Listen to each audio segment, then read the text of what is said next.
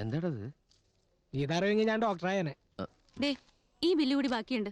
ബില്ലോ? ഇനി ഏത് ബില്ല്? ബില്ലല്ലേ അടച്ചത്? ലാബിന്റെ ബില്ല് അടച്ചിട്ടില്ല. 360 രൂപ കൂടി വേണം. എന്തോര് പറഞ്ഞേ? 360 രൂപ കൂടി വേണോന്ന്. നിങ്ങക്ക് നേരത്തെ പറഞ്ഞോടായിരുന്നോ? 2 ദിവസം മുമ്പ് ഓർമ്മിപ്പിച്ചതാ. അപ്പൊ എല്ലാം കൂടി ഡിസ്ചാർജ് ചെയ്യുമ്പോ അടയ്ക്കാന്നല്ലേ പറഞ്ഞേ? തോന്നുമ്പോ തോന്നിയ ബില്ലോ? എന്ത് ആശുപത്രി ബ്ലേഡ് കമ്പനിയാ? നിങ്ങളുടെ കള്ളക്കളിന്ന് എന്റെ അടുത്ത് വേണ്ട. എന്ത് കളി? കള്ളക്കളി. നിങ്ങളുടെ പേഷ്യന്റിന്റെ ബ്ലഡും യൂറിനും ടെസ്റ്റ് ചെയ്തത് തന്നെയാ. യൂറിൻ ചിലപ്പോൾ ടെസ്റ്റ് ചെയ്തിട്ടുണ്ടാവും, പക്ഷെ ബ്ലഡ് ടെസ്റ്റ് ചെയ്തു പറഞ്ഞാൽ സമ്മതിക്കില്ല. ആ ഇരിക്കുന്ന മനുഷ്യന്റെ ശരീരത്തിൽ ഒരു തുള്ളി ബ്ലഡ് ഇല്ല, ഫുൾ ചാരായ. ബ്ലഡ് ഉണ്ടായിരുന്നെങ്കിൽ അയാളെ ഇങ്ങനെ കഷ്ടപ്പെടുത്തുമായിരുന്നോ? കണ്ണി ചോരയില്ലാത്തവൻ. ഒരു മിനിറ്റ് മോനെ സച്ചി, പോണ്ട നമുക്ക് ഒരു ബില്ല് കൊടുക്കണം. ഇത്രക്ക് നേരോ ഒന്ന് പുറത്തിറങ്ങിയ ഭാസ്കരന് കാറ്റുള്ളായിരുന്നേ. ബാക്കിയുള്ളവന്റെ കാറ്റ് പോറായി. കയ്യിൽ കാച്ചിന്റെ 360 രൂപ എടുത്ത്. നീ എന്താ കളിയാക്കണ? അവന്റെ ഒരു തമാശ കാച്ചേ, അതും എന്നോട്. ലാലപ്പ, നിന്റെ വല്ലതും ഉണ്ടോടാ? എന്റെ ഇപ്പൊ ഒരു അറിഞ്ഞാണുണ്ട്. അറിഞ്ഞാണെങ്കിൽ അറിഞ്ഞാണം. തൽക്കാലം പണയം വെക്കാം, കാര്യം നടക്കട്ടെ. അതിന് ഈ കറുത്തയാരുടെ പണയം വെച്ചിട്ട് എന്ത് കിട്ടാനാ? ഇനിയിപ്പോ എന്ത് ചെയ്യും? ആ ജെന്നിഫറിനൊന്ന് വിളിച്ചാലോ? ഞാൻ മനസ്സിന് വിചാരിച്ചോളൂ ഇപ്പൊ വണ്ടി അവിടെ ചെന്ന് ഇടിച്ചു നിൽക്കുമെന്ന്. സച്ചേട്ട് ധൈര്യമായിട്ട് വിളിക്കും.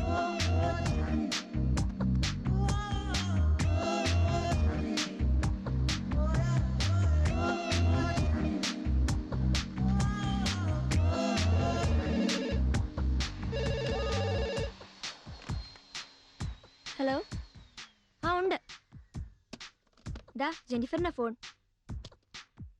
ഹലോ, എന്തു പറ്റിയൊന്ന് വിളിക്കാൻ? ഒരു 1.25 രൂപ വഴിന്ന് കളഞ്ഞു കിട്ടിയോ? അത് പിന്നെ ജെന്നി, ഞാനിപ്പോ ആശുപത്രിയിൽ നിന്ന് വിളിക്കണത്. നമ്മുടെ ഭാസ്കരനെ ഡിസ്ചാർജ് ചെയ്തപ്പോ ബില്ലടയ്ക്കാൻ കുറച്ച് പൈസയുടെ ഷോർട്ടേജ് ഉണ്ട്. ഇങ്ങനെയുള്ള സന്ദർഭങ്ങളിൽ പെട്ടെന്ന് ഓർമ്മ വരിക നിന്റെ ഐശ്വര്യമുള്ള മുഖമല്ലേ? ഓ, അത് പറ. വെറുതെ അല്ലേ ലോക്കൽ കോളിന് കാശ് മുടക്കിയത്. പക്ഷെ I am very sorry sir, എന്റെ കയ്യിൽ കാശില്ല. ഇയാളുടെ കയ്യിൽ കാശുണ്ടാവില്ലെന്ന് എനിക്കറിയാം. ഇപ്പൊ എവിടെന്നെങ്കിലും ഒപ്പിച്ചു തരണം. എപ്പോഴും അവിടെ നിന്ന് ഒപ്പിച്ചു തന്നിട്ട് ഇപ്പൊ കാശ് എത്ര തരാനുണ്ടെന്ന് വല്ല ഓർമ്മയുണ്ടോ? അതൊക്കെ പഴയ കണക്കല്ലേ. വേണ്ട, കണക്ക് കൃത്യമായിട്ട് പാട്ടുസേട്ടിന്റെ കടയിലെ ചുമരിന്മേലുണ്ട്. കഴിഞ്ഞ തിങ്കളാഴ്ച വാങ്ങിയ 180 രൂപയും ചേർത്ത് ഇപ്പൊ മൊത്തം 1375 രൂപ 50 പൈസ ഉണ്ട്. ജെന്നി, നമ്മുടെ സർക്കാർ തന്നെ 10-15 കോടി രൂപ കടത്തില്ല. അതിന്റെ ഇടയിലെ പിച്ച കാശ്. നാണക്കേട്. നമ്മുടെ നാടിന് നാണക്കേടല്ലേ? അതുകൊണ്ട് എഴുതി തള്ളിയേക്ക്. ഈ നാണക്കേട് എനിക്ക് ശീലമായതുകൊണ്ട് എഴുതി തള്ളാൻ ഒക്കൂല്ലല്ലോ മോനെ സച്ചിദാനന്ദ. അവിടെ നല്ല ജോലി തിരക്കല്ലേ, നമുക്ക് സംസാരിച്ചാലും നേരമില്ല. ഞാൻ ആലപ്പന അങ്ങോട്ട് വിടേ. മോള് പെട്ടെന്ന് കൊടുത്തോട്ടാ, ഞാൻ വെക്കാണേ. അയ്യോ, വെക്കല്ലേ, എന്റെ ഇല്ല കേട്ടോ. ഉണ്ട്, 360 റുപ്പീസ്. പെട്ടെന്ന് കൊടുത്തോടണേ. അപ്പൊ മര്യാദക്ക് സംസാരിക്കാനൊക്കെ അറിയാല്ലേ? മര്യാദക്ക് സംസാരിച്ച ബില്ലിന്റെ ബാക്കി താൻ വേണ്ടെന്ന് നോക്കിയോ? പോയി വാങ്ങിച്ചിട്ടോ ലാലപ്പ. പെൺകുട്ടിയുടെ വായി നോക്കിക്ക. എന്താ പേര്?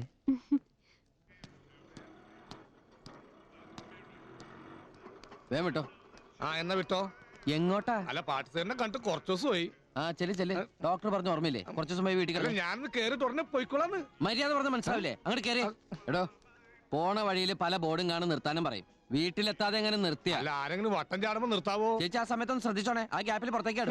അപ്പോൾ നിനക്കെന്നെ വിശ്വാസമില്ല. ആയിക്കോട്ടെ. എവിടേക്കാ നിർത്തിയടാ?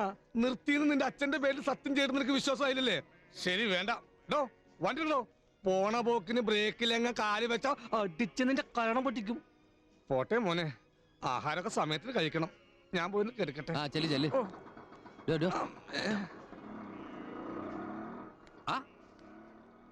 ഭാസ്കരൻ അങ്ങോട്ട് കേറിയില്ലേ?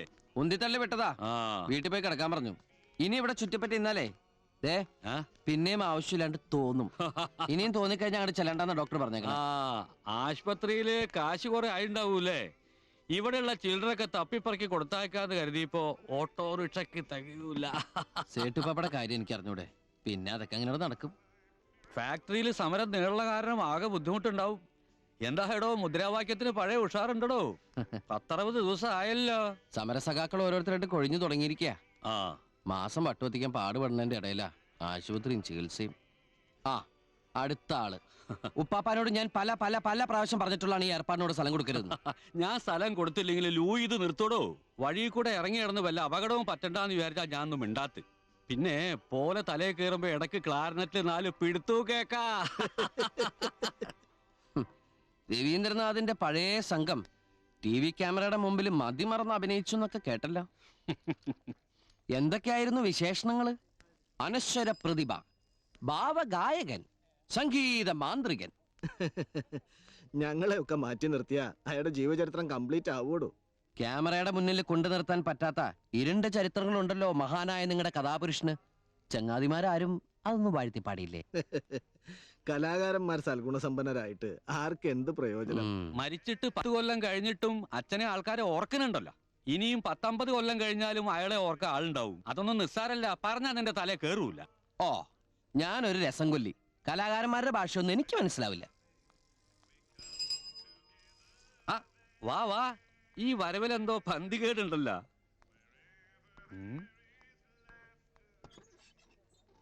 ആ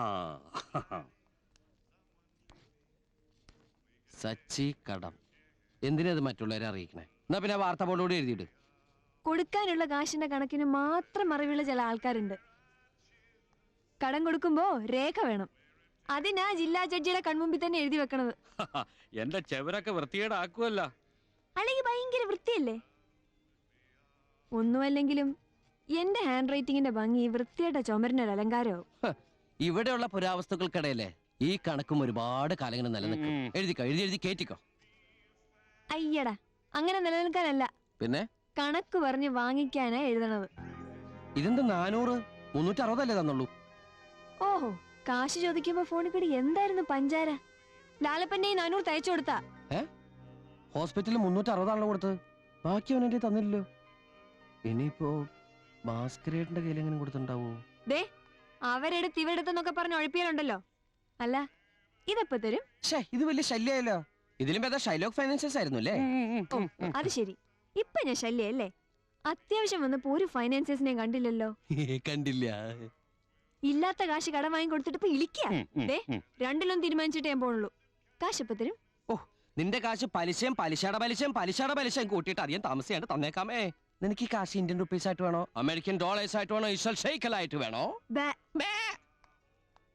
ഇനി ഭാസ്കരേട്ടൻ സൈഗാൾ യൂസഫ് ലൂയങ്ങൾ എന്നൊക്കെ പറഞ്ഞ് ഹോട്ടലിലേക്ക് വിളിക്ക്. ദേ, സേട്ടുപാപ്പ കേൾക്കാനൂടി ഞാൻ പറയണേ. ഈ കണക്ക് മുഴുവൻ തീർക്കാതെ ഇനി എന്റെ ഒരു നയ പൈസ കിട്ടൂല. അതെ, ആ കരിക്കട്ടോടെ വെച്ചിട്ട് പോടി. ഇനി വന്ന് എഴുതണ്ടല്ലേ? അയ്യോ, അതാ ലൂയങ്ങളുടെ വായി പോയി.